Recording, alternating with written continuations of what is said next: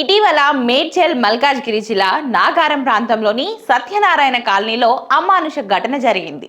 మేకలను గొర్రెలను హింసిస్తూ వాటి నుంచి రక్తం పిండేస్తున్న దందా వెలుగు చూసింది.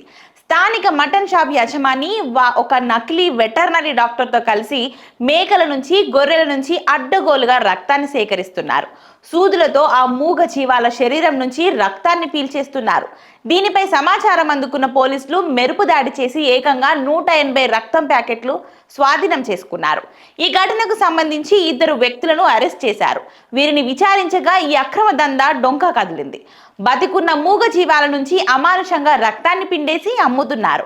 అయితే ఆ రక్తాన్ని కొనుగోలు చేస్తున్నది కాచిగూడ భద్రకా కాలేజ్ సమీపంలోని సిఎన్కే ల్యాబ్స్ నిర్వాహకులేనని పోలీసుల విచారణలో తేలింది.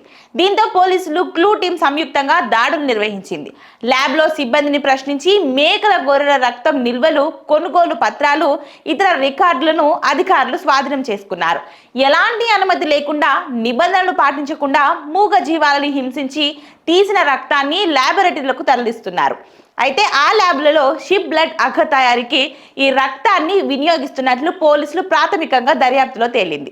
అంతేకాకుండా ఈ రక్తాన్ని కొన్ని రకాల వ్యాధుల నివారణకు మందులుగా వాడుతున్నామని నమ్మిస్తూ ఇతర రాష్ట్రాలకు అధిక ధరలకు విక్రయిస్తున్నట్లు పోలీసులు గుర్తించారు.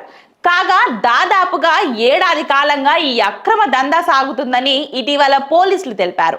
అంతేకాకుండా నిందితులు ఒక్కో జంతువు నుంచి దాదాపు 1000 మిల్లీలీటర్ల రక్తం తీస్తున్నారట. ఒక్కో లీటర్ 2000కు పైగా ధరకు విక్రయిస్తున్నారని ఆరోపణలు ఉన్నాయి.